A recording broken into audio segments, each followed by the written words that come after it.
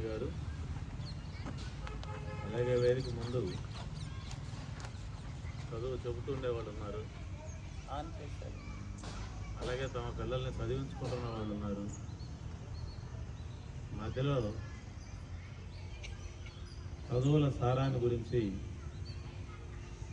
జీవితంలో చాలా భాగం ఓడపోసి ఇప్పుడు ఎక్కడున్నామని ప్రశ్నించుకుంటున్న వాళ్ళు కూడా నా ఎదురుగా ఉన్నారు. అందరితో కలిపి మాట్లాడుకునే ప్రయత్నం చేస్తాను. ఒకటి, ఒక భారీ ఉపన్యాసం ఇవ్వటం నా ఉద్దేశం కాదు. బొంబాటు చేసి మిమ్మల్ని అందరినీ దిగ్భ్రమకు లోన్ చేసి ఎక్కడో ఆకాశంలో విహరింపజేసి ఆ తర్వాత దశీలు మీద కింద పడేలాగా చేయడం అనేది నా ఉద్దేశం కాదు. మాట్లాడుకుందాం. చదువు చెప్పడం ఎలాగైతే పిల్లలు ఉపాధ్యాయులు కలిసి మాట్లాడుకోవడమో, చదువుల గురించి విశ్లేషించుకోవడం కూడా దగ్గరగా మాట్లాడుకునే రూపంలో ఉంటేనే దానికి ఎక్కువ న్యాయం జరుగుతుంది. లేకపోతే చెప్పేవాడిని పెద్ద ధీమంతుడిని చేసి ఆ ఉపన్యాస డోలికల్లో ఊగినంత మాత్రాన ఏమీ కాదు. నాకు ఆ భయం ఉంది. మిత్రులారా, ఒక రకంగా చూస్తే ఎంతసేపు మాట్లాడుకునేది ఒకటే. ఇప్పుడు ఒక డాక్టర్ దగ్గరికి వెళ్ళి ఓ 10 ఏళ్ల ముందర మాట్లాడినా ఇప్పుడు మాట్లాడినా ఆయన చెప్పేది ఒకటే: మంచి తిండి తినండి, కొంచెం విశ్రాంతిగా ఉండండి, ఒత్తిడికి లోను కాకండి. అంతే కదా. ఏ డాక్టర్ చెప్పినా 10 ఏళ్ల ముందరైనా ఇప్పుడైనా. నేను కూడా ఈ వేదిక మీద 2 సార్లు మాట్లాడాను. 2 సార్లు మాట్లాడింది, 3వసారి మాట్లాడింది చాలా తేడాతో ఏదో కొత్త విషయం ఇప్పుడే కొనుక్కున్నది ఏం ఉండే అవకాశం లేదు. కానీ మారుతున్న పరిస్థితిని కూడా గమనంలోకి పెట్టుకుంటే కొన్ని విషయాలను అదనంగా జోడించుకోవచ్చు. ఆ ప్రయత్నమే మనం చేద్దాం మిత్రులారా. ఒకటి, పారిశ్రామిక యుగం తర్వాత దీన్ని ఆధునిక యుగం అని అనేటట్టుకుంటే ఈ ఆధునిక యుగంలో ఒక యుగ ధర్మంగా ఉన్న విషయం ఏమిటనంటే పిల్లలు చదువుకోవాలి. గతంలో ఇది లేదు. చదువుకోవచ్చు, చదువుకోకపోవచ్చు. కాకుంటే బతకడానికి కావలసినటువంటి నైపుణ్యాలను నేర్చుకుంటే సరిపోయేది. కానీ ఒక స్ట్రక్చర్డ్గా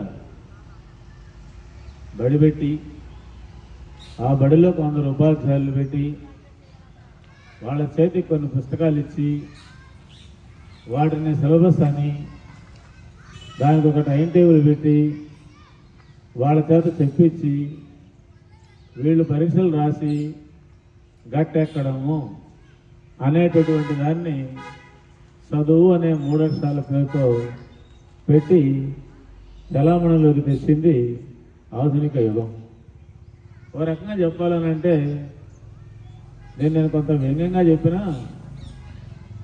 ఆధునిక యుగ ధర్మం పిల్లల చదువు అనేది. చదువు లేని పిల్లలు, బడులు లేని సమాజం అనేదాన్ని ఊహించడానికి కూడా ఇప్పుడు సాధ్యం కాదు.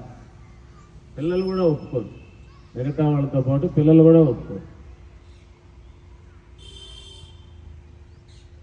మరి ఇది కేవలము తల్లిదండ్రులకి పిల్లల వికాసం కొరకే కాదు, సామాజిక అవసరంగా విద్య అనేటటువంటిది ముందుకు వచ్చింది. ప్రజాస్వామ్య ప్రభుత్వాలు వచ్చిన తర్వాత ఆ ప్రజాస్వామ్య ప్రక్రియలో శక్తివంతంగా భాగస్వాములు కావాలి అని అంటే జనానికి విద్య కావాలి. సామాజికంగా చూస్తే శాస్త్ర సాంకేతిక పరిజ్ఞానం పొంతలు దొక్కిన తర్వాత దాన్ని అందుకోవాలి అని అంటే నైపుణ్యము జ్ఞానము రెండూ ఉన్నటువంటి వాళ్ళు కావాలి అని అంటే చదువు కావాలి. ఏ రూపంలో చూసినా చదువు కావాలి. అందుకనే భారతదేశపు అభివృద్ధిని గురించి చాలా లోతుగా విశ్లేషించినటువంటి Amartya Sen the uncertain glory అని ఒక పుస్తకం రాశాడు. చాలా రోజులైంది. ఆ పుస్తకం పేరు the uncertain glory. Uncertain glory అంటే అనిశ్చితమైన కీర్తి, అంటే చాలా రోజులు నిలబడని నమ్మకం లేని కీర్తి. భారతదేశం యొక్క అభివృద్ధి అలా ఉంది అని ఆయన విశ్లేషిస్తూ ఏం చెప్పాడు అని అంటే, పాఠశాల విద్య ప్రామాణికంగా అందరికీ అందేటటువంటి దేశంలో మాత్రమే, అందినటువంటి దేశంలో మాత్రమే నిలకడైన దీర్ఘకాలం మనుగడ కలిగిన అభివృద్ధి ఉంది. ప్రపంచంలోని ఏ దేశాన్ని బాగా అభివృద్ధి చెందినటువంటి పాశ్చాత్య దేశాలు లాంటివి కావచ్చు, ఆ తర్వాత వలస నుంచి బయటపడి అభివృద్ధి చెందుతూ ఉన్న దేశాలు కావచ్చు, ఇటీవల కాలంలోనే కోలుకొని ముందుకు వెళుతూ ఉన్నటువంటి దేశాలు కావచ్చు. అది ఫ్రాన్స్ కావచ్చు, చైనా కావచ్చు, లేకపోయినట్టుగానైతే కొరియా కావచ్చు, వియత్నాం కావచ్చు. ఇవన్నీ ఒక రకమైన సామాజిక ఆర్థిక రాజకీయ వ్యవస్థలు ఉండే దేశాలు కాదు. ఒకే రకమైన వనరులు అవకాశాలు చరిత్ర ఉండే దేశాలు కూడా కాదు. కానీ ఇవి ఇంత వేగంగా అభివృద్ధి కావడానికి ప్రధానమైన పునాదితో కూడినటువంటి కారణం ఏమిటన్నానంటే పాఠశాల విద్య. నేను ఉన్నత విద్య కాదు మాట్లాడేది, పాఠశాల విద్య. ఏ 10వ తరగతి దాకానో 12వ తరగతి దాకానో పిల్లలందరికీ మంచిగా అందించగానే ఉంటే ఆ దేశము ప్రపంచంలో గెలాయించుకోవడం అనేది సులభము. ఇది చరిత్రలో రుజువైనటువంటి అంశము. కానీ కారణము ఏదైనా భారతదేశము ఒక మినహాయింపు దీనికి. ఇట్ ఈజ్ అన్ ఎక్సెప్షన్ అంటాడు. ఎందుకో భారతదేశము స్వాతంత్రం వచ్చిన తరువాత బాధేస్తుంది. రాజ్యాంగంలో కూడా కామన్ పాఠశాల ఉండాలి అని కానీ, పిల్లలందరూ తప్పనిసరిగా చదువుకోవడము ప్రాథమిక హక్కు అని కానీ మన రాజ్యాంగంలో లేదు. ఏదో పైపైన ఉందే తప్ప 2011 దాకా మనము విద్యను ఒక హక్కుగా గుర్తించలేకపోయినాం. 2011లోనే విద్యా హక్కు బిల్లు వచ్చింది, చట్టం అయింది. ఎందుకు ఇలా జరిగింది ఇండియాలో? దీనివల్ల ఏమి నష్టం వచ్చింది అనేది చూస్తే ప్రధానమైన విషయం ఏమిటనంటే, అందరూ పిల్లలు ఒకే చోట చదువుకునేటటువంటి చదువు మన దగ్గర లేదు. చాలా పెద్ద విషయం. మనకు అనిపించవచ్చు, ఏమి ఎవరికి వీలున్నంత వరకు వాళ్ళు ఖర్చు పెట్టి అంతమంది చదువుకుంటారు కదా. బడ్డీ కొట్టుల్లో బజ్జీలు తినేవాళ్ళు ఉంటే, చిన్న హోటల్లో టిఫిన్ తినేవాళ్ళు ఉంటే, 5 స్టార్ హోటల్లో పోయి తినేవాళ్ళు కూడా ఉంటారు కదా. ఎవరి తిండి వాళ్ళు తింటారు కదా. అట్నే కూడా ఎవరి చదువు వాళ్ళకుంటే పోతే ఏం పోతుంది అని ఎవరైనా అనుకుంటే అనుకోవచ్చు. మనం ఇందులో ఉన్న ప్రాబ్లం ఏమిటనంటే, మిగతా విషయాలను పక్కన పెట్టి ఒక ఆధునిక సమాజం ఏర్పడాలి అని అంటే అది ప్రజాస్వామ్యయుతమైన సమాజం, సమానత్వంతో కూడినటువంటి సమాజం,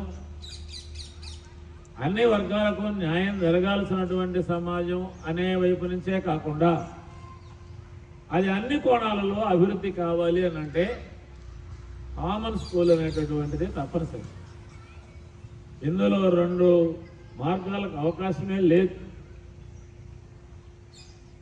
ఎందుకని ఇండియా ఈ వ్యవహారంలో ప్రపంచం అంతా ఒక దారి అయితే మనది మాత్రం ఒక దారిగా మిగిలిపోయింది అనేటటువంటిది ఒక ప్రశ్న. ఏదో చైనా అభివృద్ధి మీద నేదం వేసేటే ప్రశ్న, అలాంటి ప్రశ్న. దీనికి రకరకాలైన కారణాలు విశ్లేషణలు ఉన్నాయి, వాటి తొలగి నేను పోవడం. కానీ దీనివల్ల ఏమి నష్టం వచ్చింది, అది నా పాయింట్. ప్రభుత్వము అందరికీ ఒకే రకమైన చదువు చెప్పడానికి పూనుకొని అలాంటి వ్యవస్థలను గన ఏర్పాటు గన చేసి ఉన్నట్టుగానైతే ఒకటి జరిగి ఉండేది. ఏమిటి అంటే ఒక శాస్త్రీయమైన విద్యా విధానం ఉండేది. అందరికీ చెప్పాలి కాబట్టి, అందులో అన్ని వర్గాల పిల్లలు ఉంటారు కాబట్టి, ఆ బాధ్యతను ప్రభుత్వమే మోస్తుంది కాబట్టి, ప్రపంచం అంతా ఎటుపోతుందో చూసి దానికి తగినట్టుగా ఒక మంచి విద్యా విధానాన్ని రూపకల్పన చేసేటటువంటి బాధ్యత ప్రభుత్వానికి తప్పనిసరిగా ఉండేది. ఆ బాధ్యత నుంచి ఎప్పుడైతే ప్రభుత్వం తప్పుకునిందో,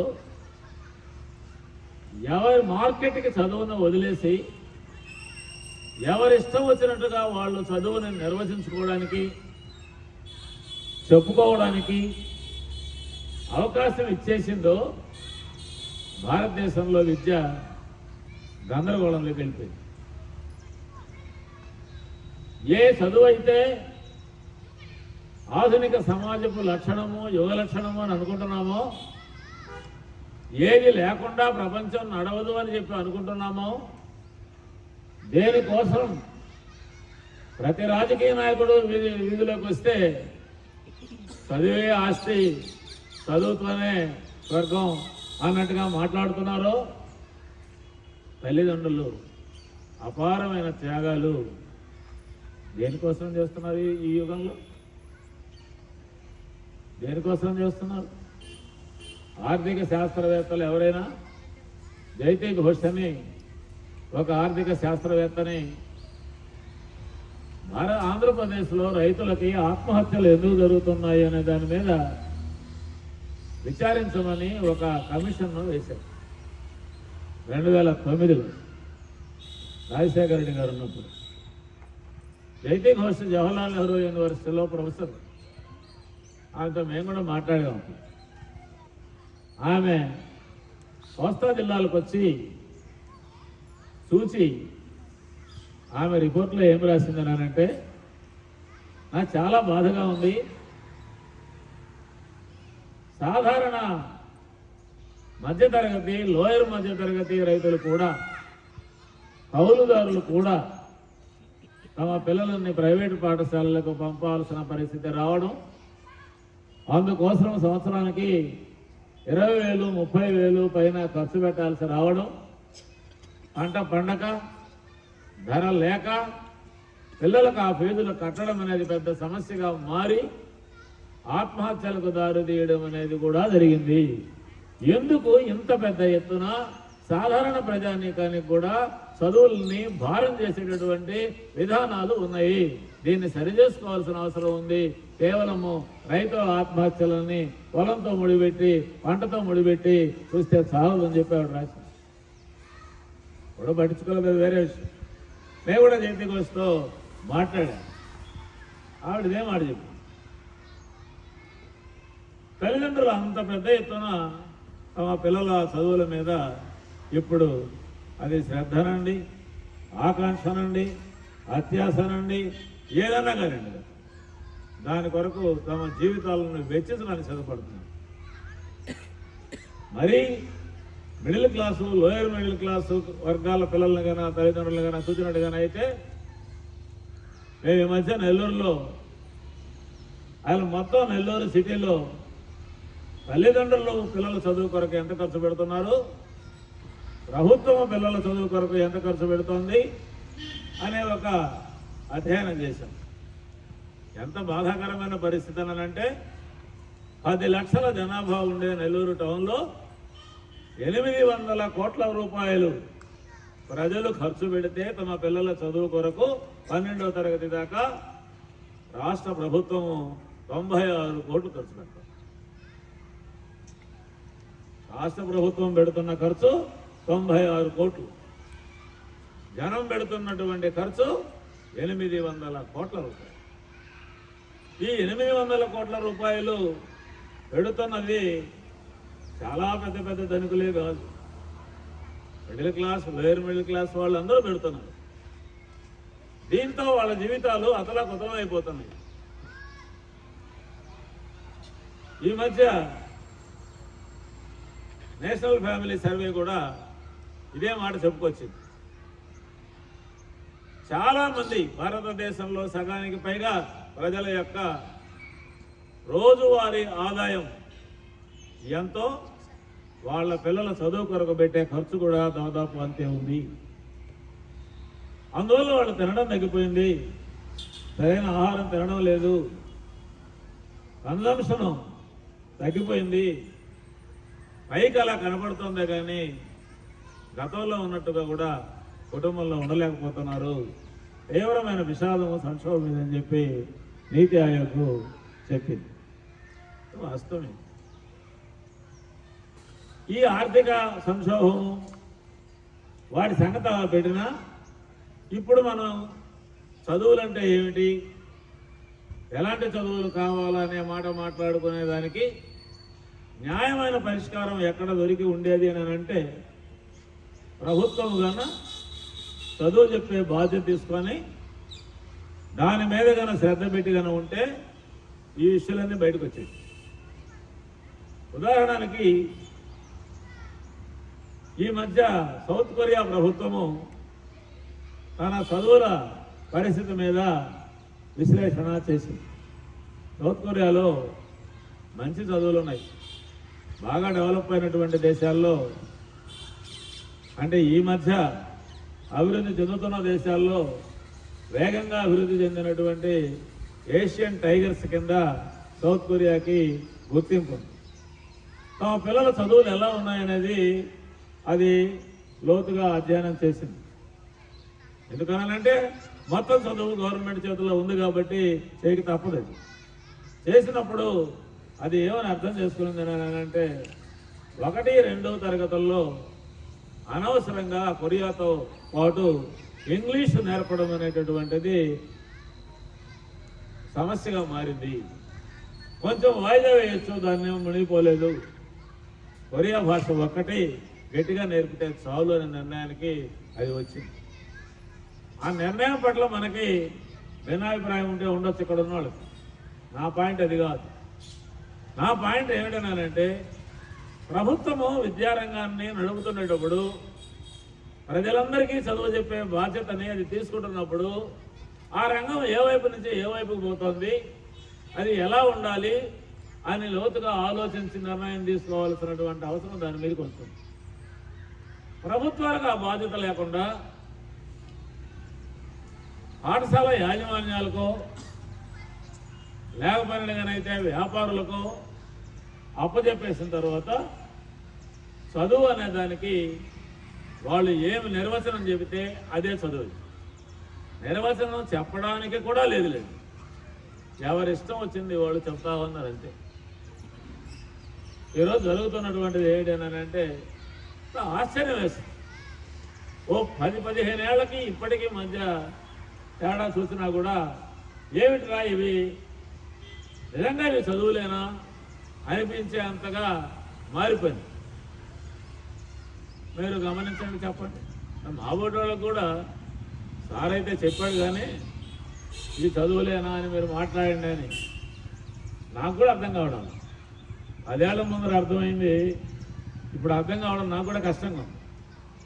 ఇది ఎలా ఉందనంటే ఏదో గొప్ప వేదాంతిని వాళ్ళ పిల్లలు అడిగారట, స్వామి నువ్వు పెద్దవాడు అయిపోతున్నావు, తొందరలోనే మోక్షాన్ని పొందేటట్టుగా ఉన్నావు, నీకు ఏమర్థమైంది స్వామి అని అడిగారట. ఈ ప్రపంచాన్ని గురించి ఇప్పటిదాకా ఎంత ఆలోచించావు కదా, ఆ ఏం అర్థమైందో ఈ 90 ఏళ్ల జీవితంలో కొంచెం చెబితే ఆ సూక్ష్మం మాకు దక్కుతుంది కదా అని అంటే నాకు ఏమీ అర్థం కాలేదు అనేది అర్థమైంది అని చెప్పాడు. ఏంటే నాకు ఏమీ అర్థం కాలేదు అనేది అర్థమైంది అని అంటూ ఆ అర్థం కాలేదు అనేది కూడా నిజంగా ఎంత అర్థమైందో ఇంకా అర్థం కావాల్సే ఉందో అన్నాడు. అంటే ఆయన తాత్విక భాష. నా పరిస్థితి కూడా అట్నే ఉంటుంది. మాట్లాడి పనిచేసి ఆఖరికి ఎక్కడికి వచ్చిందన్నానంటే ఎక్కడున్నాం అర్థం కానిటువంటి దశకి వచ్చేసి నేను నాకు కాళహస్తి నుంచి ఒక భాషాభిమాని వచ్చాడు. రమేష్ అని ఒక ఆయన పెద్ద ఆయన. పాపం భాష మీద ఏమో పిచ్చి పడుతున్నాడు. ఆయన పిల్లలందరినీ కూడేసి మీకు అన్నిటికంటే ఏ సబ్జెక్టు కష్టంరా అని అడిగాడు. ఆశ్చర్యకరంగా మీరు చెప్పాలమ్మా, మీరేం చదువుతారు, మీరేం చెప్తారు. జనరల్గా మేమంతా అయితే మ్యాథమెటిక్స్ కష్టమని ఆ మ్యాథ్స్ అయ్యేవారు రాకపోతే ఆ రోజు మహదానంద పడేవాళ్ళు. కానీ రమేష్ ఏమన్నాడు అన్నానంటే, సార్ ఇప్పుడు ఆ పరిస్థితి లేదు సార్, అన్నిటికంటే తెలుగు కష్టం అని చెప్తా ఉన్నారు సార్ అన్న. అంటే మన తెలుగు అక్కడికి వచ్చేసింది అనమాట. అది మహా కష్టమైన భాష కింద వచ్చేసింది అనమాట. ఎందుకు వచ్చింది దాన్ని చెప్పడంలో, దాని టెక్స్ట్ బుక్స్లో ఏదో తేడా రాబట్టే వచ్చింది, పిల్లల తేడా రాబట్టి మాత్రం కాదు. ఈరోజు చదువు అని అంటే ఓ టెక్స్ట్ బుక్ సిలబస్ పూర్తి చేయడం. ఉపాధ్యాయులను ఎవరన్నా అడగండి, సార్ మా జోలికి రాకండి సార్, సిలబస్ పూర్తి కాలేదు సార్. సిలబస్ పూర్తి, ఎవరికి సిలబస్ పూర్తి కావాలి? టీచర్కి సిలబస్ పూర్తి కావాలి, పిల్లవాడికి కావాలి. పిల్లవాడికి అర్థమయ్యి దాని తర్వాత ఇంకోటి కాదు. ఈయనకి ఇది పూర్తి కావాలి. ఈయనకు పూర్తి కాకపోతే మేనేజ్మెంట్ ఒప్పుకోదు. పూర్తి కాకపోతే సమర్థుడైన టీచర్ కాదు. పూర్తి కాకపోతే అసలు తన టీచరే కాదు. కాబట్టి ఏం కావాలా? సిలబస్ పూర్తి కావాలి. ఏమైంది ఆ సిలబస్ కొంచెం వాయిదా పడితే? నాకు తెలియదు. వాయిదా పడితే ఏమైందో నాకు తెలియదు. 30 పాఠాలు ఉండే టెక్స్ట్ బుక్లో 20 పాఠాలే నేర్చుకున్నాడు అనుకోండి, వాడు ఏమైనా పడిపోతాడు ఆ పై మెట్టులో నుంచి కింద మెట్టు మీదకి? లేదు, సిలబస్ పూర్తి కావాలి. ఆ పూర్తయిన తర్వాత ఏం కావాలా? పూర్తయిన తర్వాత పరీక్ష పెట్టాలి. పరీక్ష వాడు రాయాలి, ఆ పిల్ల రాయాలి. ఆ పరీక్షలో ఎన్ని మార్కులు వచ్చాయి అనేది తల్లిదండ్రులకు అది కావాలి. నా పిల్లలకు 92 వచ్చాయా, పోయినసారి 93 వచ్చాయి, ఈసారి 92 ఎందుకు వచ్చాయి, ఒక్కటి ఎందుకు తగ్గింది, నీ వల్ల తగ్గిందా, మా పిల్ల వల్ల తగ్గిందా? ఇంకా రాత్రికి ఆమె నిద్రపోదు, ఆమె తిండి తినదు. పిల్లవాడి సంగతి దేవుడు. ఈ పరిస్థితికి వచ్చేసింది. అసలు ఎలా ఉందనంటే అందరినీ సముద్రంలో తోసేస్తే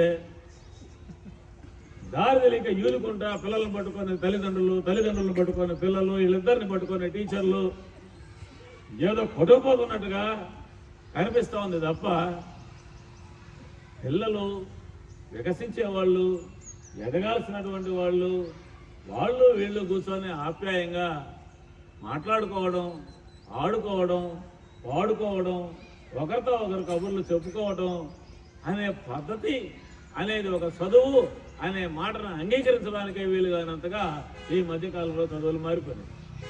బాధాకరమైన విషయం ఏంటంటే కొంచెం గవర్నమెంట్ స్కూళ్ళల్లో కొంత ఉండేది. ఆ మాస్టర్ సెలవు పెడితే అదృష్టవశాత్తు పిల్లలు ఆడుకుంటామన్నా ఉండేవాడు, అవునా కాదు? లేకపోతే మాస్టర్కి చదువు చెప్పాల్సిన అవసరం లేకపోతే కూడా పిల్లలు హాయిగానే ఉండేవాళ్ళు. ఇప్పుడు అక్కడ కూడా లేకుండా ఉంది.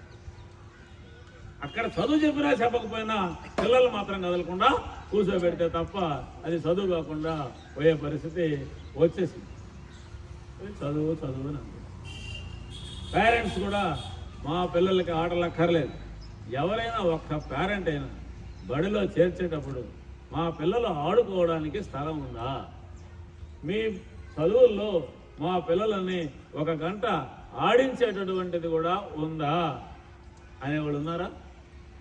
ఆడించే పని ఉన్నారా అంటే ఇక్కడ ఉండేవాళ్ళు ఉంటారులే, ఎందుకంటే అటువంటి వాళ్ళే కదా ఇక్కడ చేరారు. మీతో వచ్చిన గొడవ ఉంది, గొడవ అంతా ఉండేది బయట కదా. ఒకవేళ మీరు అట్లా అన్నా కూడా మీ పక్కింటి ఆవిడ కూడా ఒప్పు, ఆమెను కూడా మీరు ఒప్పించలేదు. ఆమెను కలిసి రాకపోతే ఈ పక్కింటి ఆవిడ ఆ పక్కింటి ఆవిడ కలిసి మిమ్మల్ని గందరగోళం చేస్తే ఆటలు వద్దనే నిర్ణయానికి అర్ధరాత్రి మీరు వచ్చే అవకాశం కూడా.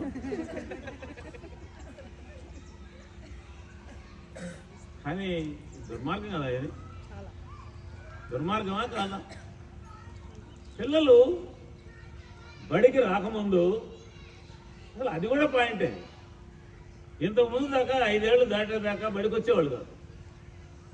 ఈ 5 ఏళ్ల లోపల పిల్లలు మేమంతా అట్లా నేర్చుకునే వాళ్ళమే.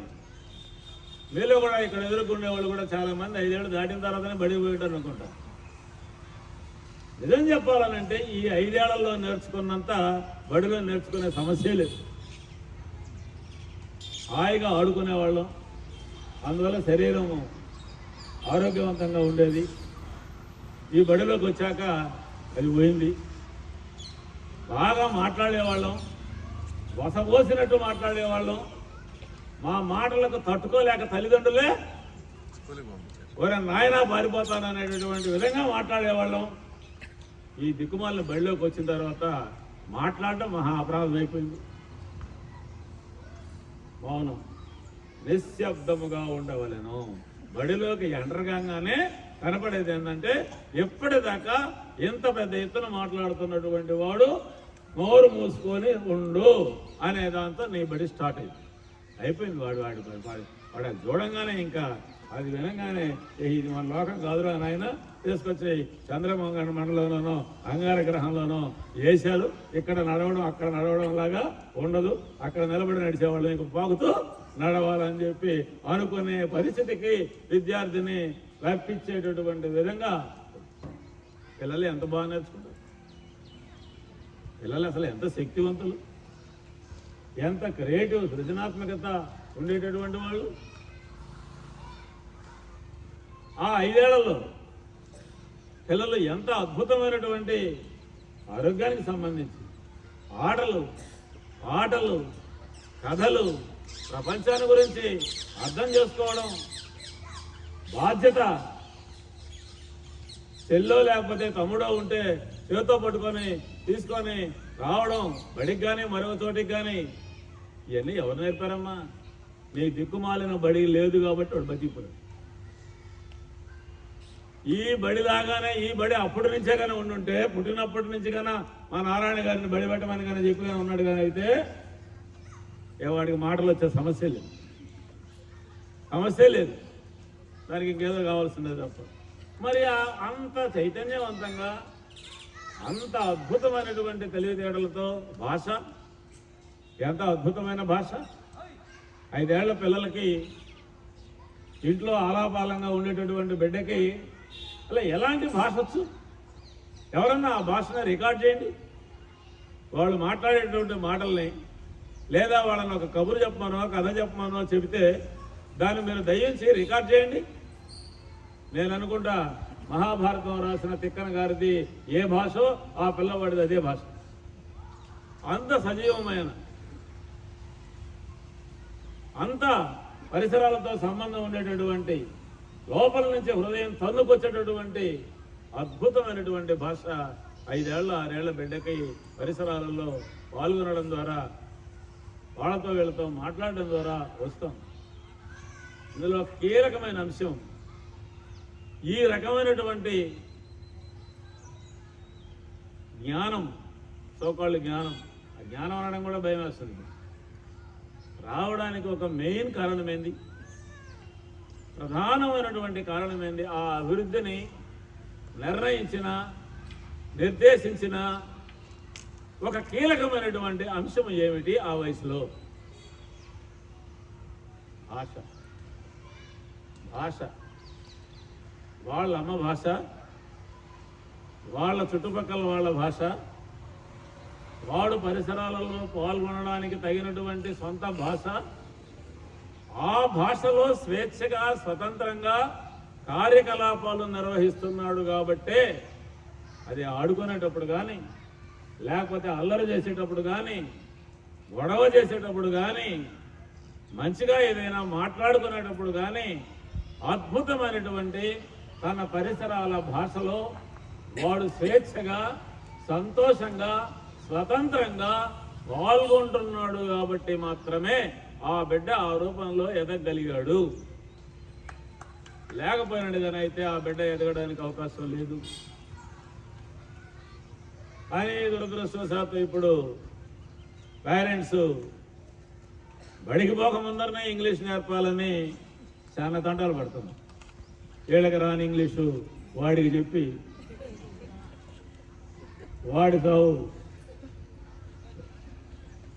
ఏంటది తెలుగు తాము మాట్లాడితే పిల్లవాడు అన్యాయం అయిపోతాడని, పిల్లవాడు తెలుగు మాట్లాడితే మరీ అన్యాయం అయిపోతాడని అనుకునేటప్పటికీ వాడు పాప నిజంగా బళ్ళు అన్యాయం అయిపోతాడు. దానికి సందేహమే లేదు. ఎందుకనంటే వాడికి వికసించడానికి అవకాశం ఏంటి? పిల్లలు ఎలా వికసిస్తారు, ఎలా నేర్చుకుంటారు? అసలు వాళ్ళు ఆడుకుంటూ నేర్చుకుంటారు, వాళ్ళు పాడుకుంటూ నేర్చుకుంటారు, వాళ్ళ తమ్ముళ్ళ దగ్గర చెల్లెళ్ళ దగ్గర చుట్టుపక్కల పిల్లల దగ్గర పిచ్చి పిచ్చిగా మాట్లాడుకుంటూ ఉండడం ద్వారా నేర్చుకుంటారు. భాషే కాదు మిగతా విషయాలు కూడా నేర్చుకుంటారు. మొత్తం చుట్టూ ఉన్న ప్రపంచంలో స్వేచ్ఛగా పాల్గొనడం ద్వారా వాళ్ళు నేర్చుకుంటారు. తర్వాత వాళ్ళకి తెలిసిన దాన్ని ఆ పరిసరాలకి అన్వయించుకోవడం ద్వారా వాళ్ళు నేర్చుకుంటారు. ఇది అభ్యసన సూత్రం. ఇది అదే పియాగట్ కానీ మరొకరు కానీ ఇంకొకరు కానీ మనోవైజ్ఞానిక శాస్త్రవేత్తలందరూ పిల్లలు ఎలా నేర్చుకుంటారు అనే దాని మీద అద్భుతమైన ప్రయత్నాలు ప్రయోగాలు చేశారు. ఇదేమి మన వికాస విద్యావనంలో ఉన్నాం కాబట్టి, ఇక్కడ 5వ తరగతి దాకా తెలుగు మీడియంలో ఉంది కాబట్టి దాన్ని ప్రమోట్ చేసుకున్న దానికి చెప్పే మాట కాదు. ఏదో మన లోకల్లో మనం ఉండి దాన్ని వదులుకోలేక మొరటుగా మొండిగా దాని చుట్టూ చేసేటటువంటి వాగ్విన్యాసం కాదు ఇది. ఏమిటిది? ఇది శాస్త్రం, ఇది సైన్స్, ఇది చదువు. అంటే ఒక ఆవిడ సెల్వియా అనే ఒక విద్యావేత్త ఆమె ఒక ప్రయత్నం చేసింది. ఏమిటి అని అంటే, ఓ 3వ తరగతి 4వ తరగతి చదువుతున్న పిల్లల చేత పుస్తకాలు రాయించింది. కథలు, పాటలు, పొడుపు కథలు, మీ ఇష్టం వచ్చింది రాయమని. వాళ్ళు రాసినటువన్నీ ఒక చోట చేరిస్తే స్పానిష్లో అది ఒక అద్భుతమైనటువంటి సాహిత్యం కింద లెక్క. వాళ్ళు మేము కూడా పనిచేసాం. మేము కూడా నెల్లూరులో పిల్లల చేత కథలు రాయించాం. అయితే టీచర్ వాళ్ళ జోలికి పోకుండా ఉండాలని పెట్టాం. మీరు వాళ్ళ జోలికి పోకుండా వాళ్ళు ఇష్టం వచ్చింది వాళ్ళు రాయమనండి. తప్పులు లేకుండా రాస్తే సరిగా రాయినట్టు లెక్క. మా లెక్కలు తప్పులతో రాస్తేనే తప్పులనే వాటికి అది కొటేషన్ లేండి. ఏది తప్పు అని అంటే, మన పండితులకి రాకొమ్మిస్తే రు, షాగుడిస్తే ఋషి అని రాస్తే మహాప్రమాదం అయిపోయినట్టు, ఆ ఋషి తపస్సంతా ఫెయిల్ అయిపోయినట్టు. రు రాస్తే తప్ప అంత వేషజంతో ఉంటాం మనం. అందుకనే మీరు వద్దు, పిల్లల జోలికి వెళ్ళకండి. మీరు చెప్పకండి కథలు దయించి. వాళ్ళ అమ్మ, వాళ్ళ నాన్న, వాళ్ళ తాతల దగ్గర నేర్చుకొని చదువుకొని తెలుసుకొని రాయండి అని అంటే, నేనైతే పెళ్ళి అయిపోయాను. కృష్ణయ్య కూడా ఇక్కడ ఉన్నాడు. అలా చదివినప్పుడు నేను నెల్లూరు వాళ్ళు వీళ్ళందరూ తిక్కలు లేరు అనుకున్నాను నేను. అంత అద్భుతంగా రాశారు. ఒక్క సంస్కృత పదం లేకుండా రాశారు. భార్య అని వాడు ఎప్పుడు రాయనలే, పెళ్ళామనే రాశాడు. అవును, అంత ఇదిగా రాశారు. అలా మిగతా విషయాలు వదిలిపెట్టి ఆ భాష చూసినా కూడా ఇంత అద్భుతమైన భాషా శాస్త్రం, భాషా పాండిత్యం వీళ్ళకి ఎక్కడి నుంచి వచ్చిందా అనిపించింది. ఎక్కడున్నది? వాళ్ళు 5 ఏళ్ల దాకా వాళ్ళ కుటుంబాలలో వ్యవహరించిన దానితో వచ్చిన భాషది. అది సజీవమైన భాష, అది హృదయంతో కూడినటువంటి భాష. అక్కడ నుంచే పిల్లల వికాసం అనేటటువంటిది జరుగుతుంది. నేను ఈ పాయింటే ప్రధానంగా చెప్పదలుచుకున్నాను. ఆ రకమైన భాషా సంపర్కం సంవాదము లేకుండా హృదయం విప్పి ఏదైనా వ్యక్తం చేసుకోవడానికి పంచుకోవడానికి కావలసినటువంటి ఏమాత్రం సంఖ్యల్లో లేనటువంటి ఒకానొక భాషా ప్రవాహంలో ఈదడం అనేటటువంటిది పిల్లలకి వచ్చిన తర్వాత వాళ్ళు ప్రపంచంలో ఎక్కడైనా గెలాయిస్తారు. అది చదువుల్లో అన్నిటికంటే కీలకమైనటువంటి విషయం. కానీ దాన్ని వదిలేశాం. అన్నిటికంటే ప్రధానమైనటువంటిది అది వదిలేశాం. అలా భాష నేర్పడం అనేది పెద్ద సర్కస్ చేయడం కంటే పెద్ద విషయం కింద మార్చేశాం. అంత అద్భుతంగా పిల్లలు నేర్చుకున్నటువంటి మాట్లాడడం, వినడం చేయగలిగినటువంటి పిల్లలన్నీ అలా భాష అవసరమే లేదన్నట్టుగా కృత్రిమంగా వాళ్ళని ఎక్కడో ఇరికిచ్చేశారు. వాళ్ళ వికాసానికి అవకాశం ఎక్కడ ఉంది? ఇప్పుడు ఎవరు కూడా మా పిల్లల చదువు మంచి చదువు కావాలి మాకు అన్నట్టుగానైతే ఏమిటి మంచి చదువు? అలా చదువు అంటే ఏంది? 1 2 3 4 5 ఏదైనా చెప్పండి. ఎవరైనా నిర్వచనం చెప్పండి. చదువు అనగా ఏమి? అది ఈ ప్రశ్న ఎక్కడ లేదనుకుంటా మన టెక్స్ట్ బుక్లో. ఉందమ్మా? లేదు. ఎందుకంటే ఎవరు చదువు వాళ్ళది కదా. ఒక టెక్స్ట్ బుక్లో ఆన్సర్ రాయడానికి వీలు లేదు కదా. వికాస విద్యావనంలో చదువు వేరే, గవర్నమెంట్ స్కూల్లో చదువు వేరే, మా నారాయణ గారి చదువు వేరే. కాబట్టి చదువుకు నిర్వచనమే ఇవ్వలేని స్థితిలోకి మనం వెళ్ళిపోయినాం. అసలు యాక్చువల్గా చదువు అంటే ఏంది? ఐన్స్టీన్ ఒక మాట అంటాడు, జ్ఞానం అనగా ఏమి అని. వాట్ ఈజ్ నాలెడ్జ్ అని ఒక క్వశ్చన్ వేస్తాడు. పిల్లలకు మనం జ్ఞానవంతులు కావాలా, మీకు జ్ఞానం అందిస్తున్నాం అని ఒకటే జ్ఞానం చుట్టూ గొడవ పడుతుంటామే మనం. What is knowledge? ఏమన్నాడంటే ఆయన, బడి వదిలేసిన తరువాత ఆ బిడ్డలో ఏం మిగులుతుందో అది జ్ఞానం అన్నాడు. అర్థమైందా? బడి వదిలేసిన తరువాత ఇప్పుడు మనం లెక్క తీసి మన పిల్లలందరూ 5 ఏళ్ళు ప్రాథమిక చదువు చదివిన తర్వాత, ఇంకొక 5 ఏళ్ళు హై స్కూల్ చదివిన తర్వాత, ఒరే నాయన ఇప్పుడు నీకు ఏం మిగిలిందిరా అని అడిగామనుకో, ఏం మిగిలిందో నాకు అర్థం కాలేదు నాయన అనడం ఖాయం. అంతా మిగలకూడదు కూడా. మనం చెప్పిందంతా కానీ వాడి మెదడులో మిగిలితే మెదడు వెళ్ళిపోయే ప్రమాదం. వాడి చెవిలో ఆ చెవిలో వదిలేస్తున్నాడు కాబట్టి బతికిపోయాడు. కానీ లేకుంటే మీరు చెప్పిందంతా ఈయన అట్టనే కానీ మెదడులో దట్టించుకున్నాడు కానీ అయితే అన్యాయం అయిపోతాడు. ఏం మిగులుతుంది ఆ బిడ్డలో? ఏం మిగలాలా? ఉదాహరణకి ఒక 5వ తరగతి లేదా 8వ తరగతి చదివిన బిడ్డ ఉన్నాడు, అయిపోయింది చదువు. ఏం మిగలాలా అబ్బాయి దగ్గర అనేది తేలడం అనేది, ఏమి తేలాలనేది ఎడ్యుకేషన్ సంబంధించినంత వరకు ఒక నిర్వచనం. ఏమి మిగలాలా? సొంతంగా మీరు చెప్పిన టెక్స్ట్ బుక్లు కాకుండా మరొక పుస్తకాన్ని చదవగలడా? మీ టెక్స్ట్ బుక్ కాదు సుమా, మీ నోట్స్ కాదు సుమా, నేను మరో పుస్తకాన్ని ఇచ్చి నువ్వు ఎంతసేపటికి నీ టెక్స్ట్ బుక్లో 50 చెట్టు పాఠం ఉంది కాబట్టి 50 చెట్టే తెలిసి ఉండాలి కదండి, మరి చెట్టు తెలియడం అవసరం లేదా? అట్లుంటుందా చదువు? ఉంటుందా? నమ్ముదా? సింపుల్.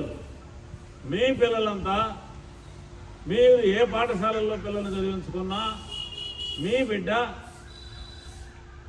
ఫలాని చదువుతున్నాడు అని అంటే ఒక టెక్స్ట్ బుక్ ఏతర పుస్తకాన్ని చదివి బాగా అర్థం చేసుకోగలుగుతున్నాడు అని అంటే ఎస్, టెక్నికల్గా నేను మాట్లాడుతున్నా, పెద్ద పెద్ద విషయాలు మాట్లాడకుండా అది చదువు అని మనం టిక్ కొట్టచ్చు. చాలా దేశాల్లో ఎడ్యుకేషన్ అంటే ఇదే ప్రమాణం. రీడింగ్ ఒక ప్రమాణం. మన పుస్తకాలలో మన చదువుల్లో చదవడం అనేటటువంటిది ఒక ప్రమాణం కాదు.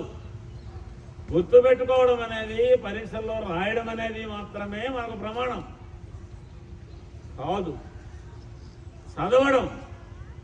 చదవగలగడం, చదవాలి అని అనుకోవడం, ఇది ద థర్డ్ పాయింట్. నేను చదువుకోవాలి. ఇందులో ఏముందని అంటే సొంతంగా నేర్చుకోవడం అనేటటువంటిది ఉంది. అంటే బిడ్డ, నువ్వు చేయబట్టుకొని ఒక 10 రోజులు నడిపిస్తే పరిగెత్తిపోతాడు. అంత పని నీ పని నువ్వు చేస్తావు. వాళ్ళు బిడ్డ పడకుండా చూసుకోవడం పని నీ పని. ఆ రకంగా మేము చేస్తాం. మా పాఠశాలలో మీ పిల్లలు ఇదిగో 7వ తరగతి పూర్తయ్యేటప్పటికి టెక్స్ట్ బుక్ కాకుండా ఉండేటటువంటి 30 పుస్తకాలు చదివి ఉంటారు. 30 పుస్తకాలు అంటే చిన్నయ్య, నేనేం పెద్ద అనడంలా, ఏ భగవద్గీత చదవమని చెప్పడంలా, చదివి ఉంటారు. మీ ఇంట్లో ఒక చిన్న లైబ్రరీ కానీ ఉంటే ఆ పుస్తకం తీసుకొని చదవాలని ముచ్చట పడతాడు. ఆ తర్వాత దాన్ని తీసుకొని అమ్మా ఇందులో ఇది ఉంది అనో, ఇంకొంచెం ముందుకు పోతే ఇది ఇట్ట ఎందుకు ఉందమ్మా అనో, ఇది ఇట్ట కాదు ఇట్టుండాలి కదా అనో అనగలిగినాడు అని అంటే వాడు విద్యావంతుడు అని లెక్క. నేను కేటగిరికల్గా చెప్తాను. ఇది ఉందా మన బిడ్డల దగ్గర, మన చదువులను పడే వాటి దగ్గర. 2, బిడ్డ రాజ్యాంగంలో కూడా రాసుకున్నాం, స్పిరిట్ ఆఫ్ ఎంక్వైరీ అని. ప్రశ్నిస్తున్నాడా? ఇది ఎలా ఉంది, ఇది ఎందుకు లేదు ఇలా అని అడగలుగుతున్నాడా, అడగలేకపోతున్నాడా? అడగడము అనవసరము అని తీర్మానించుకున్నాడా? ఎలా పోతే మనకెందుకు, ఏమైతే మనకెందుకు అనే నిర్ణయానికి వచ్చాడా? ఏది చెప్పినా విని ఒప్పుకోవడానికి సిద్ధమైపోయాడా? లేకపోతే ఇలా ఎందుకు ఉండాలి అనేటటువంటి ఒక ప్రశ్న వేయడానికి వాడు సిద్ధమయ్యాడా? బడికి రాకముందు ఆ పని చేసేవాడు అబ్బాయి, ఆ పిల్ల. నీ ఎడ్యుకేషన్ వచ్చిన తర్వాత, ఎందుకంటే అతనికి ప్రపంచంలో చాలా విషయాలు తెలిసాయి, చాలా విషయాలు తెలిసాయి. ఇంతకుముందు ప్రపంచం చిన్నది, పెరిగే కొద్దీ ప్రపంచం పెద్దదవుతూ ఉంది. పెద్దదే ప్రపంచంలో తాను నెగ్గుకొని రావాలి. నెగ్గుకొని రావడానికి కావలసినటువంటి శక్తిని ఇచ్చేదే నీ చదువు. ముడసకపోవడం కాదు, ఇది కాదు, నీకొని నిలబడాలి. ఆ రకమైనటువంటి ప్రశ్నించే తత్వం, తర్కించే తత్వం చదువుల్లో ఎంత ఉంది? కొంచెం ఫిలసాఫికల్గా దాన్ని చూస్తే అదేం పర్లేదండి, అదంతా చేస్తే మావాడు అన్యాయం అయిపోతాడు, లేనిపోయిందంతా గొడవ పడతాడు, చెడిపోతాడు. ఏది లేకున్నా ప్యాసివ్గా జరిగిన దాన్ని జరిగినట్టుగా చూస్తూ ఉంటే చాలు అని అంటే రేపొద్దుల్లో ఏ చిన్న దెబ్బ వచ్చినా పడిపోతుంది.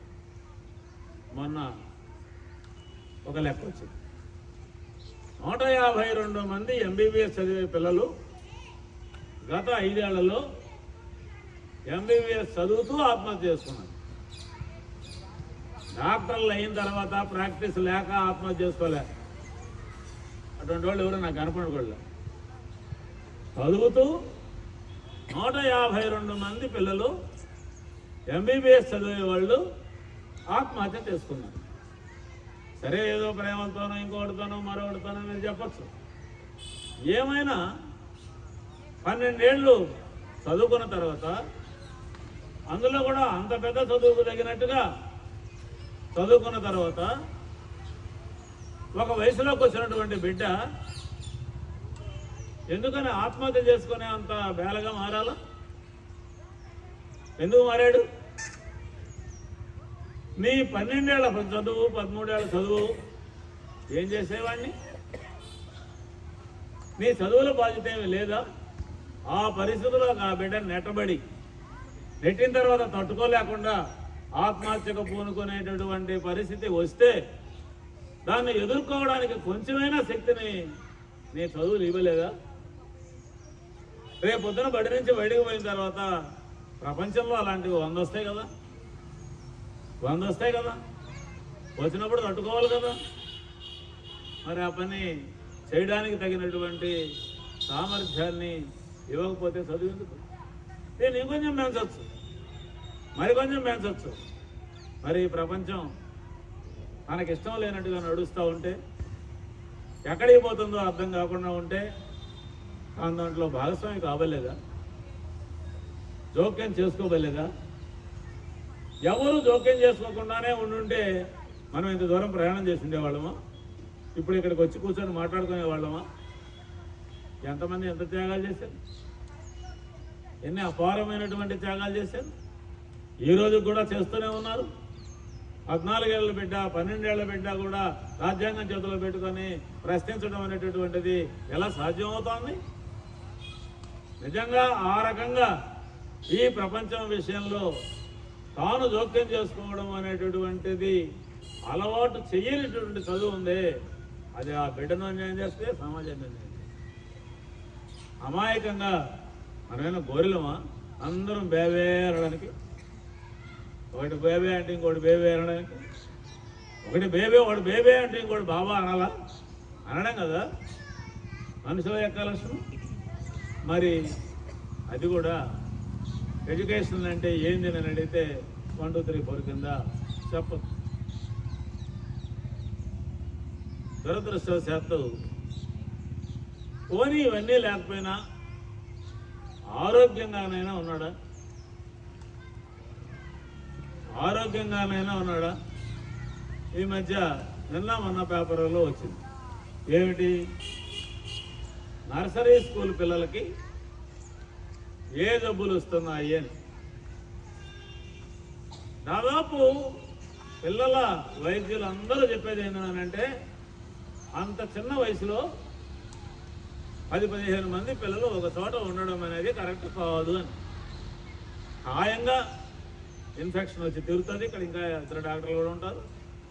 దానికి తగినటువంటి జాగ్రత్తలు తీసుకోగలిగిన పరిస్థితి ఉండాలా? ఆ బడిలో తప్పనిసరిగా ఉండాలని అనుకుంటే, లేదనుకుంటే కొంత లేటుగానే చదువుకోవచ్చు, మునిగిపోయిందేమీ లేదు. దీంతో ఆరోగ్యంగానైనా ఉండగలుగుతున్నారా పిల్లలు?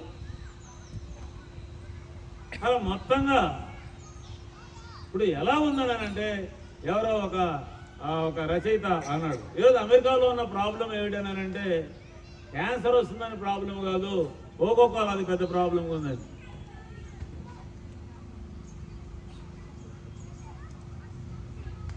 తిండి లేకపోవడం అనే ప్రాబ్లం పోయి ఎక్కువ తిండి అయిపోవడం అనే ప్రాబ్లం దగ్గరికి వచ్చేది. ఎందుకని? ఒక విచక్షణ అనేటటువంటిది మనిషికి లేకుండా పోవడం అనేటటువంటి పరిస్థితి వల్ల.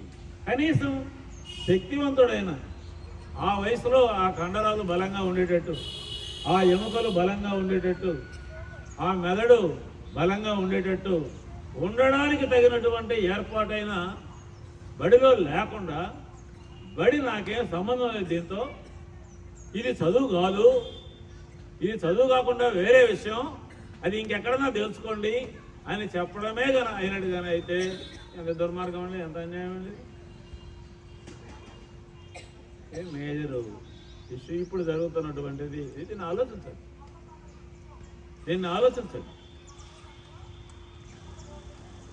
జరుగుతూ ఉంది.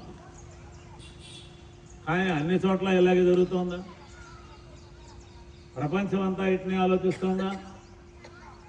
లేకుంటే ఒకానొక సోకాళ్ళు వర్ధమాన దేశంలో మిడిల్ క్లాసు ఏర్పడుతూ ఉన్నటువంటి ఒకానొక క్రమంలో ఏది నిజమో ఏది అబద్ధమో తెలుసుకోలేని ఒకానొక విచికిత్సా సందర్భంలో అందరూ ఒళ్ళు తెలియకుండా పరిగెస్తూ ఎక్కడికో చేరాలని అనుకుంటూ ఉండేటటువంటి ఒక ఎదగని దేశంలో ప్రభుత్వానికి ఏమీ బాధ్యత లేకుండా పిల్లల గురించి వదిలేసుకున్నటువంటి ఒకానొక సమాజంలో ఇది జరుగుతోందా? మన దేశానికి ఏమైనా ఆ పరిస్థితి ఉందా? లేకపోయినది కానీ అయితే ప్రపంచం అంతా ఇట్నే ఉందా? ప్రపంచం అంతా ఇట్నే ఉందా? మనం అనుకున్నట్టే మన చదువులు ఉన్నట్టే ప్రపంచం అంతా ఉన్నాయా? మీరు విచారించండి.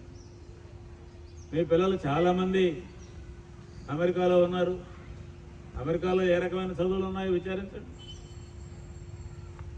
ఈ మధ్య మీరు ఏ రకమైనటువంటి ప్రపంచంలో ఉన్న పిల్లల చదువుల ప్రమాణాలకు సంబంధించిన గణాంకాలు లేకపోతే నివేదికలు సూచన పిల్లలు చదువులో ఏ దేశంలో ముందరున్నారని లెక్క చెప్తున్నారు? నిజానికి ఇండియాలో పెట్టినంత ఖర్చు తల్లిదండ్రులు ఏ దేశంలో పెట్టండి. ఇండియాలో తల్లిదండ్రులు ఆవేదన పడినంతగా సర్వశక్తులు ఒడ్డినంతగా ఏ దేశంలోనో పిల్లలు చదువుకోవడం. మీకు ఎంత డబ్బు కడితే అంత చదువు, మా దగ్గర ఇది ఉంది, మా దగ్గర ఇది ఉంది, మా దగ్గర ఇది ఉందని చెప్పి ఎవరికి వాళ్ళు పోటాపోటీగా సోకాళ్ళు చదువు చెప్పేటటువంటి దేశం కూడా ఇండియా తప్ప ఇంకేమీ కాదు. న్యాయంగా అయితే ఇంత పోటీ ఉండే దేశంలో, ఇంత జనం తహతాపడేటటువంటి దేశంలో, ప్రపంచంలో అందరికంటే మంచి చదువు ఇక్కడ ఉండాలి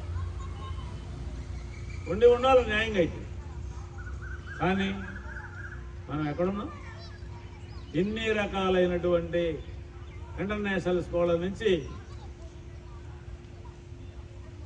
మా సింగిల్ టీచర్ స్కూల్ దాకా ఎన్ని రకాలైన బడులు ఉన్నాయే.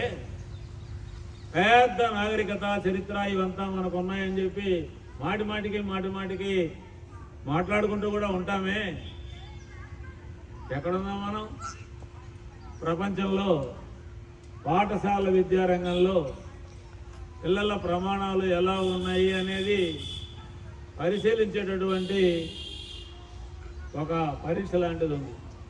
దాన్ని పీసా అంటారు, programme for international standards achievement, students achievement, అది ఇది ఉంది. ఇందులో దాదాపు 71 దేశాలు పాల్గొన్నాయి. మన ర్యాంక్ ఎంత చెప్పండి మీరు చెప్పండి. ఈ 71 దేశాల్లో మన ర్యాంక్ ఎంత? మనకు తెలుసు ఏ ర్యాంక్ వస్తుంది, మనకు తెలుసు. అందువల్ల మనం ఎంత తెలియగల వాళ్ళం అంటే అందులో పాల్గొనాలి. కాబట్టి మనం పాల్గొనాలి.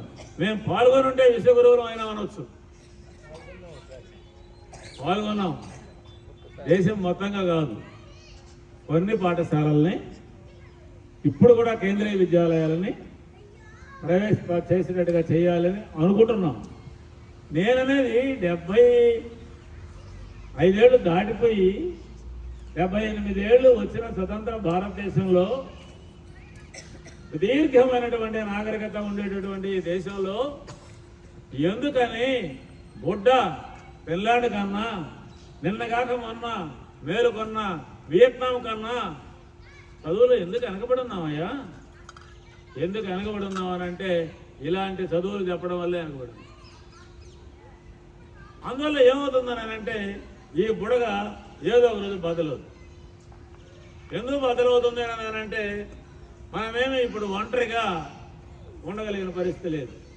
మనం ప్రపంచంలో భాగం. ప్రపంచం అంతా మనం తిరగాల, ప్రపంచంలో అన్ని ఉద్యోగాలు చేయాల, ప్రపంచంలో ఎక్కడికెక్కడికో పోయి చదువుకోవాలా. ఈరోజు ప్రపంచంలో ఎక్కువ మంది పిల్లలు విదేశాలకు వెళ్ళి చదువుతున్న దేశాల్లో మొదటిది చైనా, రెండోది ఇండియా. అంత పెద్ద ఎత్తున మన వాళ్ళు బయటకు వెళ్ళి చదువుకుంటున్నారు. మరి అంత పెద్ద ఉద్యోగాలు పోటీ పడుతూ ఉన్నారు. ప్రపంచంలో ఎక్కడ ఎవరున్నారు అనేటటువంటిది అర్థం చేసుకుంటా ఉన్నారు. రేపు పొద్దున ఏమవుతుంది? ఇప్పుడు దాకా నడిచింది. ఎందుకనంటే నువ్వు సర్వీస్ సెక్టార్లో బతికిపోయేవాడు కాబట్టి నడిచిపోయింది. నువ్వు మ్యానుఫ్యాక్చరింగ్ సెక్టార్లో ముందుకు పోలా. ఇండియా ఉత్పత్తుల్లో అన్వేషణల్లో మనం లేం. ఈ 78 ఏళ్లలో ఒక్కటంటే ఒక్క నోబెల్ అవార్డు కూడా ఇండియాకు రాలేదు. 142 కోట్ల జనాభా ఉండేటటువంటి దేశంలో, ఇన్ని రకాలైన విద్యా సంస్థలు ఉండేటటువంటి దేశంలో ప్రజలు ఇంత త్యాగం చేసి వేల కోట్లు లక్షల కోట్ల రూపాయలు పిల్లల మీద ఖర్చు పెడుతున్నటువంటి దేశంలో ఒక్కరంటే ఒక్కరైనా ఒక గొప్ప అన్వేషణ గత 100 ఏళ్లలో భారతదేశంలో జరిగింది అని చెప్పడానికి అవకాశం లేని పరిస్థితి ఎందుకు వచ్చింది? ఈ ప్రశ్న మనకి ఇప్పుడు రాకపోవచ్చు, రేపు వస్తుంది. అందుకనే మన్మోహన్ సింగ్ ప్రధానమంత్రిగా ఉన్నప్పుడు, ఆ తర్వాత వాజ్పేయి తర్వాత మోడీ ప్రధానమంత్రిగా వచ్చిన తర్వాత ఇద్దరు కూడా ఇండియన్ సైన్స్ కాంగ్రెస్కి అటెండ్ అయ్యారు.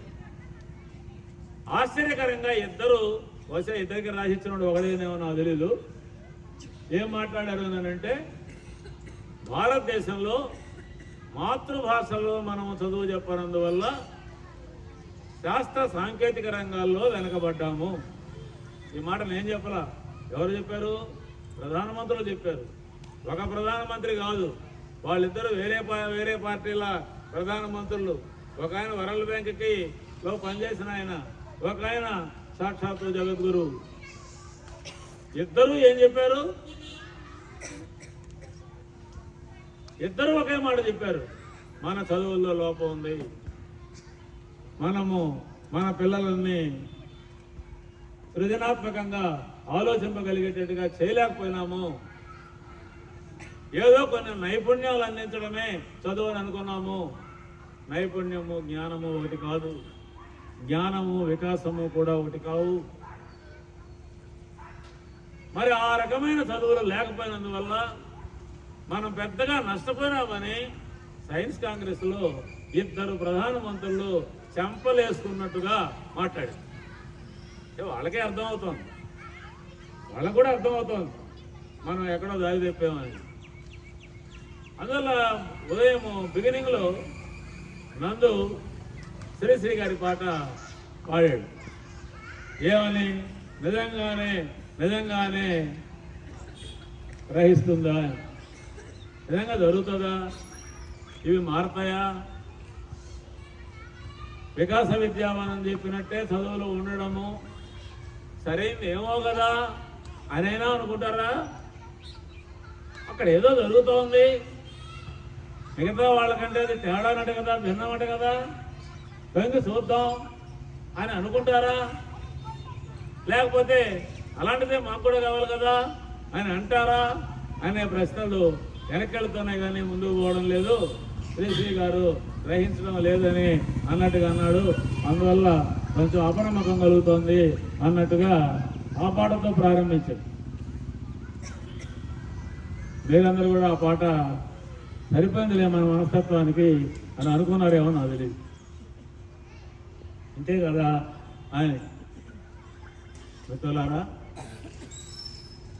వ్యక్తిగా మాట్లాడటం కాదు కానీ నేను అటు అనుకోవడం. నేను బహుశా ఇక్కడ ఉన్న వాళ్ళలో ఈ ముందరున్న వాళ్ళ కంటే చిన్నవాడినేమో కానీ పెద్దవాడినేమో కాకపోవచ్చేమో కానీ 76 ఏళ్ళు నా వయసు. మరి ఎవరు లేరు కదా 76.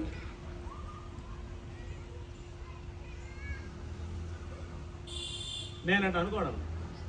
ఎందుకంటే ప్రపంచం, మానవ సమాజం చాలా గొప్పది. అది అంత చచ్చుబడిపోయే దిక్కుమాలింది కాదు.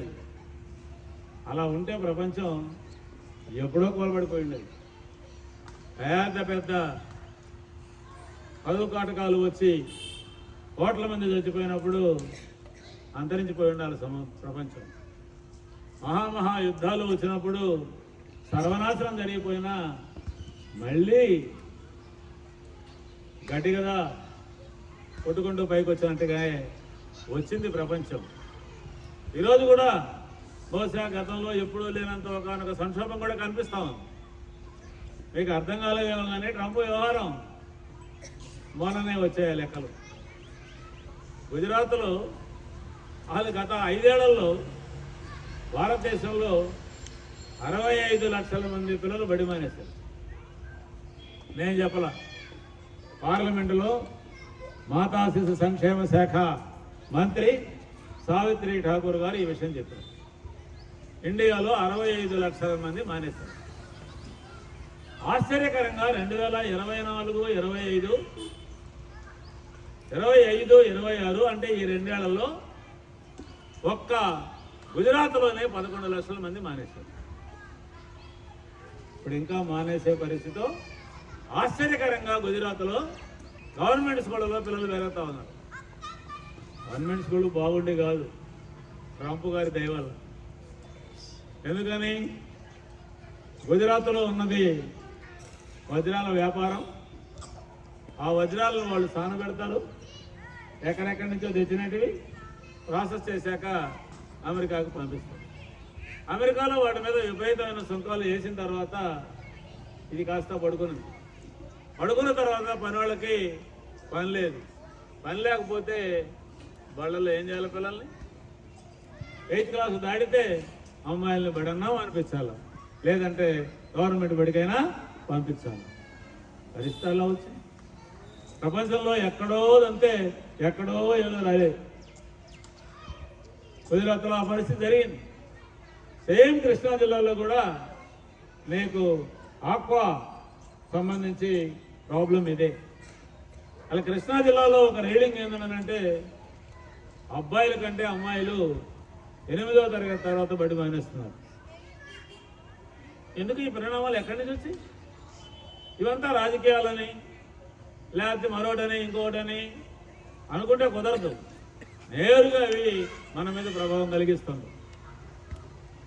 ఎక్కడో కలిగించేది కాదు. కలిగించిన తర్వాత మనకు కూడా జ్ఞానోదయం అవుతుంది. ఏగా ఇలా అయిపోతుంది, ఇది కాదు ఇంకోటి కదా. అందువల్లే మనం ఎంత బాధపడినా, ఇలా కాదు ఇలా ఎందుకుందని చెప్పి నిరాశపడినా ఆ నిరాశ చిరకాలం ఉండడానికి వీల్లేదు.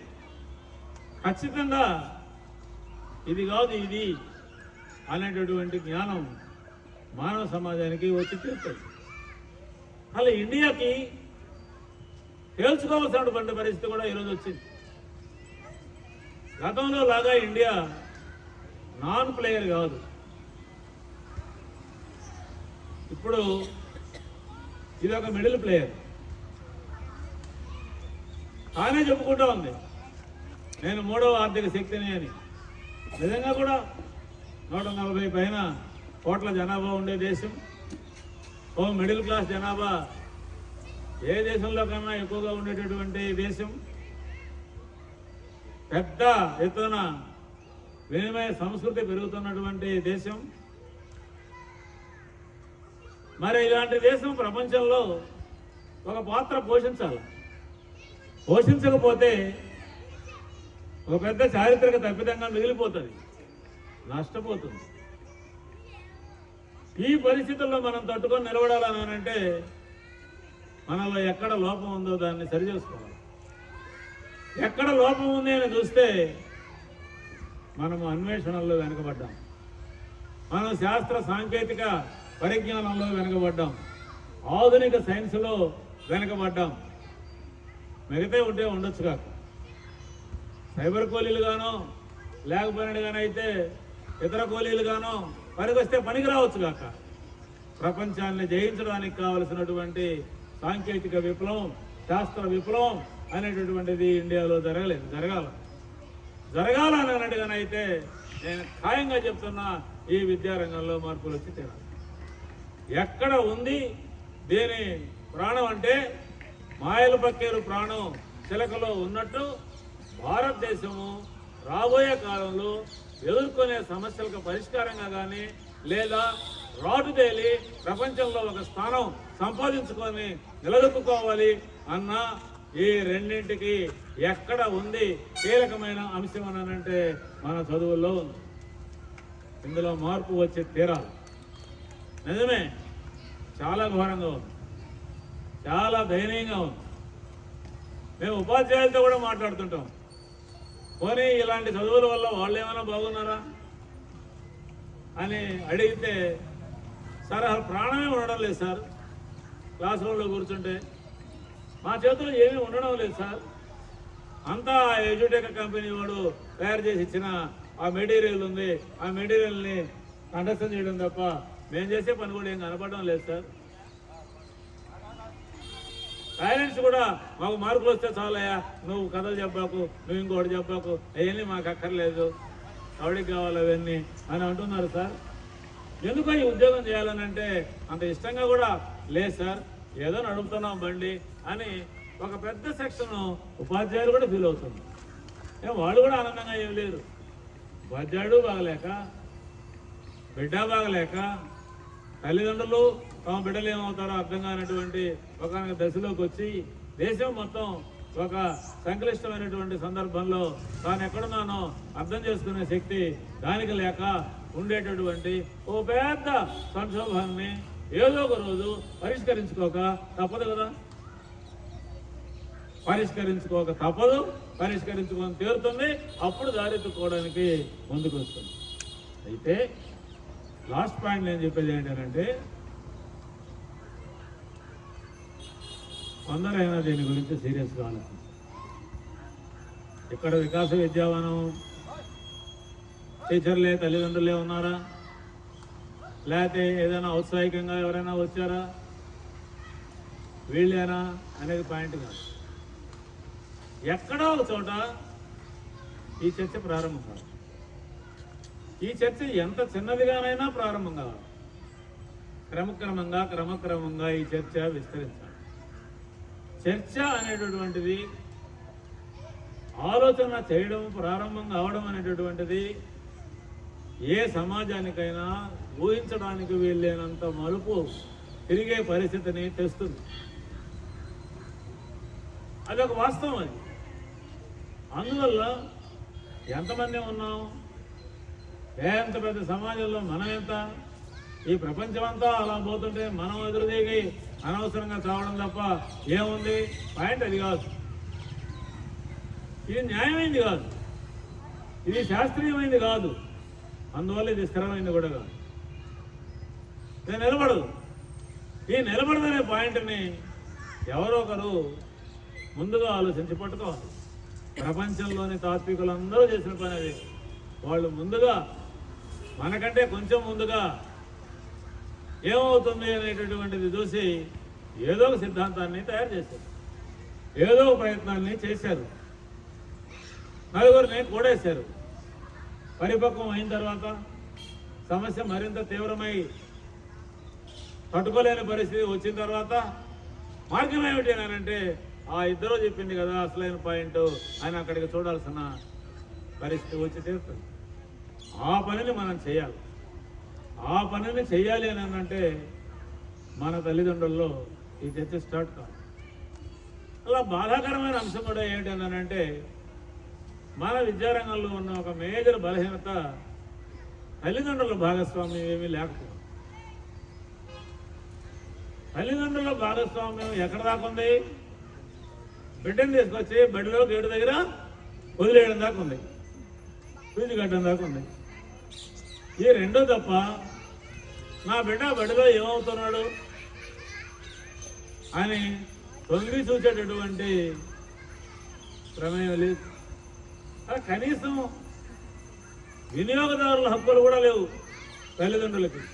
వినియోగదారులకు సబ్బు కొంటే అది గబ్బు కొడితే ఇదేందయ్యా సబ్బు అనుకున్నాను గబ్బిచ్చేవే అని అడగడానికైనా ఉంది, కోర్టు పోవడానికైనా ఉంది, పోనన్నా పోతాడు.